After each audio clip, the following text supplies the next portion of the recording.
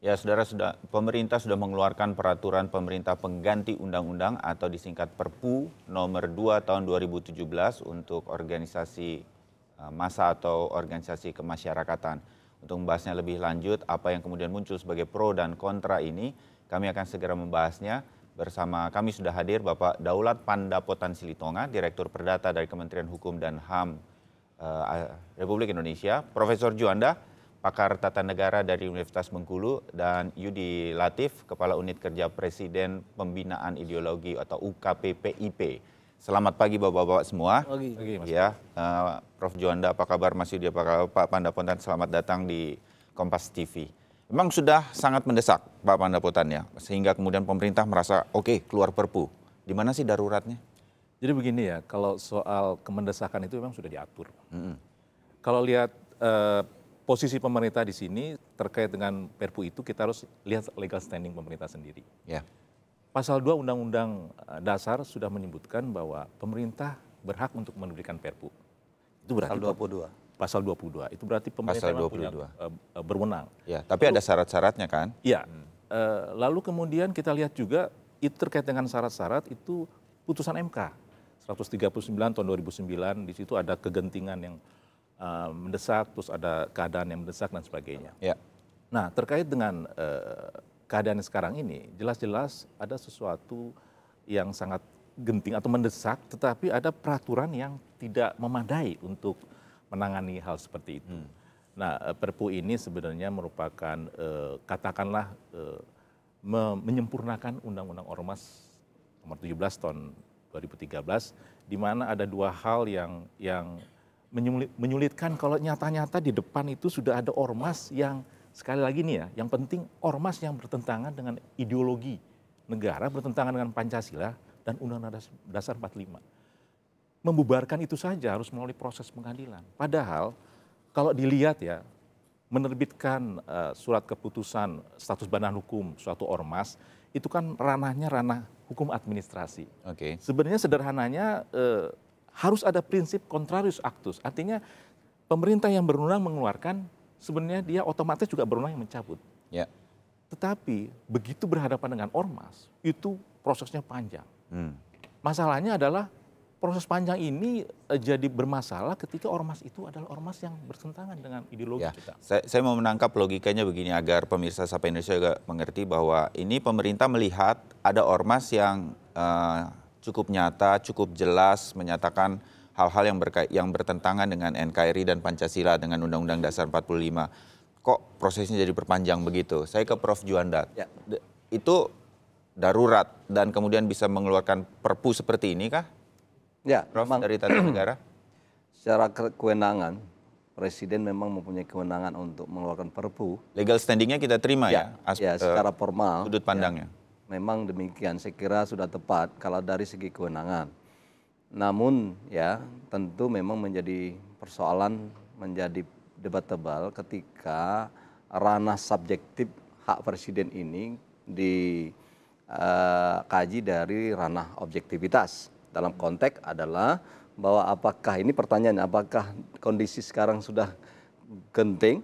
Nah ini kan menjadi debat-debat. Ada orang mengatakan ini belum genting. Apa yang memaksa misalnya berdasarkan pasal 22 yang dikatakan oleh Pak Daulat tadi, apakah terpenuhi? Nah saya kira memang ini kan bisa jadi ini perbedaan pandangan di dalam masyarakat. Tetapi setidak-tidaknya perlu kita dukung bahwa Perpu ini keluar sudah sah secara hukum tata negara. Nah persoalan apakah ini adalah memenuhi syarat atau tidak, saya kira ini kan haknya hak subjektif Presiden. Tapi ketika nanti tidak memenuhi syarat, inilah ada kontrol dari DPR. Perlu diingat. Nah setelah ini ada persidangan untuk pada persidangan berikutnya oleh DPR digodok, dikaji. Perpu ini tetap harus dibahas dulu oleh DPR ya. Ini kan hanya sementara. Nah karena kondisi yang mendesak inilah, dengan undang-undang ini syaratnya, undang-undang yang ada sekarang dianggap ya ini secara teoretik dianggap oleh Presiden tidak mampu menyelesaikan masalah yang sangat mendesak dalam kerangka menyelesaikan masalah negara yang kaitan dengan ormas. Nah oleh karena itulah nanti dalam berikutnya setelah diajukan ke Presiden ketika ke DPR, ketika itu nanti DPR menyatakan ini adalah tidak setuju, maka ini dicabut. Ya. Saya kira tidak ada masalah. Namun dari kacamata saya lihat bahwa ada beberapa pasal yang memang dirubah dan ada beberapa pasal yang memang diselip ditambah lagi dan ada beberapa pasal yang dicabut. Ya. Nah, dari pasal 63 sampai 80 plus 80 sekian itu dicabut, itu 81. Nah, ini yang mengganggu pikiran-pikiran kawan-kawan yang seolah-olah pro demokrasi itu. Kenapa proses dari Mahkamah Agung atau pengadilan itu dicabut? Nah, dengan dicabutnya pasal ini yang menyangkut mekanisme dibawa ke pengadilan sebelum dibubarkan atau dilakukan pencabutan secara status badan hukumnya, Ya. inilah yang mengatakan, seperti Profesor Yusril mengatakan, inilah pelanggaran konstitusi. Kenapa? Prinsip negara hukumnya. Ya, Nah, saya kira ditahan dulu ya Prof. Dan saya memberikan catatan ini, ingatkan saya juga nanti bahwa ada pasal-pasal yang kemudian membuat pemerintah bisa membubarkan langsung, begitu. Dari perspektif pemerintah ini mengganggu NKRI undang-undang, bisa dibubarkan. Ya. Yang sebelumnya harus melalui proses persidangan. Kita tahan di situ. Saya ingin dari soal kata genting, walaupun Anda Kepala UKP, Unit Kerja Presiden untuk PIP, Mas Yudi, Anda melihat ini genting nggak? Atau kemudian saya tahu Anda juga selalu berusaha netral, makanya pakai baju putih pada pagi hari ini, untuk kemudian melihat ini, genting atau enggak? Karena pro kontranya sementara itu ada juga di sini. Iya, genting itu selalu merupakan wilayah subjektivitas presiden. Betul. Tapi tentu genting di sini jangan berpikir biarkan negara ini chaos dulu baru perpu dikeluarkan. Karena pemerintah juga harus sadar betul pada misi dan fungsi negara yang pertama kan melindungi segenap bangsa dan seluruh tumpah darah Indonesia. Itu pertama. Ya. Basis legitimasi pertama negara itu harus mampu melindungi segenap bangsa dan seluruh tanah Indonesia. Kalau sekarang kewajiban negara untuk melindungi ini mengalami masalah karena keterbatasan perundang-undangan. Jadi misalnya munculnya persekusi-persekusi di masyarakat, munculnya aksi-aksi kesewenangan di ruang publik, di mana di situ kemudian ternyata ada kekosongan hukum, maka dalam perspektif negara ini sebenarnya dalam rangka mengemban tugasnya ini sudah situasi yang genting.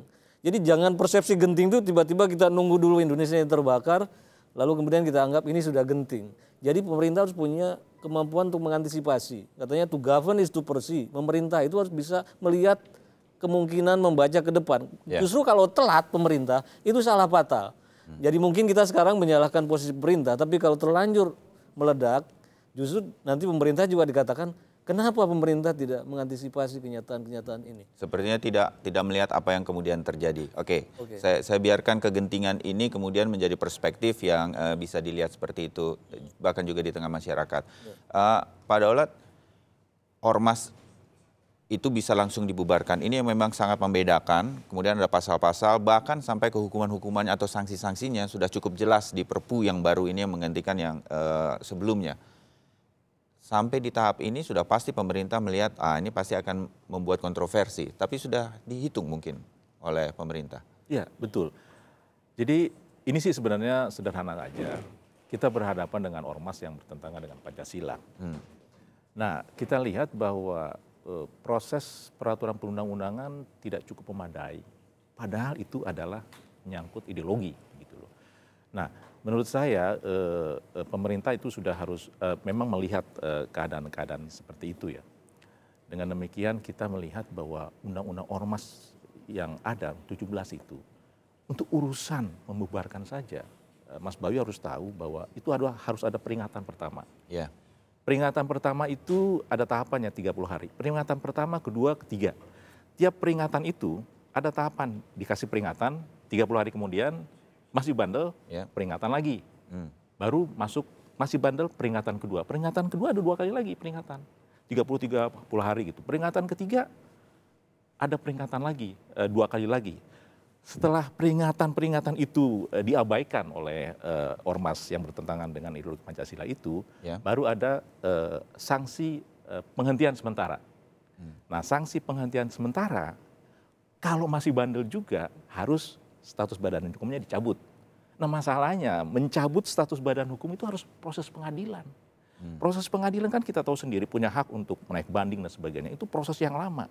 Sementara di depan mata udah ada ormas yang bertentangan dengan ideologi. Terlihat jelas begitu ya. Undang-undangnya membuat sedemikian rupa ribet begitu ya untuk mencabut itu saja. Padahal sekali lagi yang saya bilang di ranah administrasi itu kan sebenarnya siapa yang berwenang mengeluarkan, dia berwenang mencabut. Begitu berhadapan dengan ormas seperti itu, ribet Undang-Undang Nomor 17 itu bikinnya. Sementara keadaan sudah mulai tidak memadai begitu. Saya khawatir ini kemudian membuat orang melihat, nah bagaimana kalau pemerintahnya punya persepsi yang berbeda begitu, kemudian bisa digunakan sewenang-wenang oleh pemerintah, ormas ini dianggap oleh pemerintah. Nah, siapa yang kemudian mengatur ini? Siapa yang menjaga agar pemerintah tidak sewenang-wenang kepada ormas-ormas sehingga kemudian bisa bubar? Bagaimana, Pak Daulat? Jadi begini ya, mekanismenya tentu tidak sesederhana. Yang saya ceritakan tadi adalah prosedur. Bagaimana membubarkan itu kok jadi ribet banget gitu. Pengawasan tetap ada. Ormasnya sudah kelihatan kok bandel begitu. Sudah jelas kok bertentangan. Kita mengerti itu. Jadi Perpu dan Undang-Undang Nomor 17 itu sebenarnya menganggap bahwa ormas itu adalah suatu bentuk partisipasi dari masyarakat untuk bersama-sama ikut membangun gitu. Jadi nggak ada masalah ormas-ormas yang tidak bertentangan dengan ideologi. Pengawasannya jelas. Kami di Kementerian Hukum dan HAM itu sudah mengeluarkan surat edaran Menteri Hukum dan HAM kepada kantor wilayah seluruh Indonesia terkait dengan ormas-ormas yang ada di wilayahnya. Harus ada komunikasi sedemikian rupa dengan ormas-ormas yang ada di wilayahnya dalam rangka juga pengawasan. Jadi dengan pengawasan seperti itu kita bisa melihat nih ormas-ormas yang bermasalah itu nanti diadukan atau dilaporkan ke kami gitu. Kalau saya ormas, saya kemudian dianggap oleh pemerintah melawan NKRI begitu, saya bisa membela diri. Kalau di pengadilan proses yang tadi memang panjang, tapi itu kan yang dibutuhkan untuk kemudian bisa menjelaskan sehingga semuanya transparan begitu. Begini, hak semua orang, semua organisasi kalau tidak merasa puas atas keputusan pemerintah. Bentuk keputusan pemerintah di sini kan kalau kaitannya dengan ormas ketika didesahkan adalah dibatalkan pengesahannya. Nah, ada saluran tersendiri. Surat keputusan pemerintah itu kalau dibatalkan ada ranahnya yaitu Pengadilan Tata Usaha Negara. Jadi kalau nggak puas ya silakan, ada ranahnya begitu loh. Tetapi sekali lagi ini kan menyangkut ideologi nih, gitu loh. Harus ada sesuatu gerakan yang cepat. Masa pemerintah diam-diam aja begitu loh. Ini cuma memangkas sedemikian rupa supaya sanksi-sanksi itu efektif, efisien, nggak ribet, khusus untuk yang ideologi yang bertentangan. Kita cukup. Jadi upaya untuk membela diri itu tetap terbuka ketika ini dilakukan pengadilan. Prof, sedikit mengenai ini, Anda melihat ini cukup clear begitu bahwa Perpu ini nanti akan bisa berjalan seperti itu? Iya, jadi begini.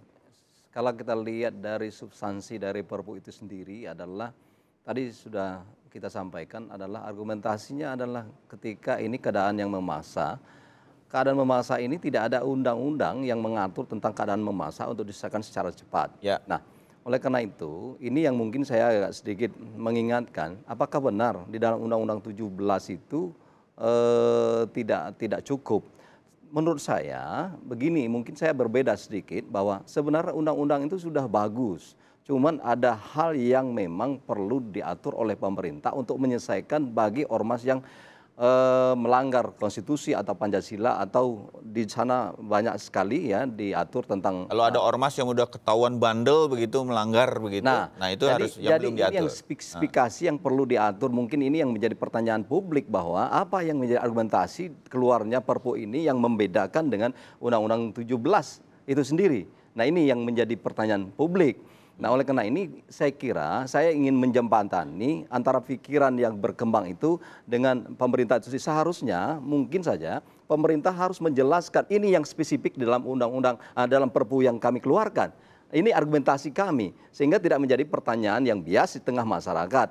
Nah saya kira juga tidak tepat juga kalau masyarakat menyalahkan pemerintah misalnya ini tidak ada argumentasi yuridis atau argumentasi konstitusional, bahkan argumentasi politiknya. Ini ada argumentasi, tetapi kita belum mendapatkan penjelasan apa spesifiknya. Nah, karena ada beberapa pasal-pasal dalam Undang-Undang 17 itu sudah diatur juga tentang apa yang diinginkan oleh pemerintah. Nah, ini yang perlu kita dorong, apa argumentasi spesifiknya ini keluar Undang-Undang 17 Perpu ini. Nah, oleh karena itu saya kira satu sisi ini adalah kewenangan subjektif presiden, tetapi di sisi lain masyarakat ingin apa sih yang membedakan? Nah, yang membedakan dengan Undang-Undang 17 2013. Saya kira ini yang perlu di-clearkan oleh pemerintah sehingga tidak ada lagi satu tuduhan-tuduhan yang tidak benar secara hukum. Nah, oleh karena itu benar tadi dikatakan oleh Pak Daulat bahwa ketika ini dicabut nanti, misalnya katakanlah pembubaran, memang sebenarnya tidak sampai di situ. Kan masih ada upaya hukum dari ormas yang dicabut itu melakukan upaya hukum. Apakah karena katakanlah secara keperdataan bisa saja di peradilan umum, tetapi secara hukum administrasi di PT UN. Nah, saya kira jelas ini. Dan ingat sekali lagi bahwa ini sebenarnya hak dari presiden untuk melihat ini. Nah, menurut presiden benar. Karena apa? Situasi ini sangat darurat. Ini kan secara subjektif. Tetapi ini jangan dikira selesai. Kan ada mekanisme sebagaimana yang saya katakan tadi, diuji di DPR. Nah, ketika ini diuji DPR, ya nanti dilihat secara politik, secara sosiologi, secara hukum, apakah ini sudah tepat. Ketika ini sudah tepat, ya kan, ya sudah, ini menjadi undang-undang. Tetapi kalau ini tidak tepat, ya ada kontrolnya. Jadi saya kira tidak perlu dikhawatirkan lah. Nanti akan ada tanggapan mengenai hal ini termasuk dari Pak Yudi dan juga Pak Daulat. Juga nanti kami akan hadirkan bagaimana sebetulnya persepsi Presiden sendiri lewat staf khusus Presiden Bidang Komunikasi atau Jubir Kepresidenan Johan Budi yang akan bergabung usai jeda. Tetap bersama kami.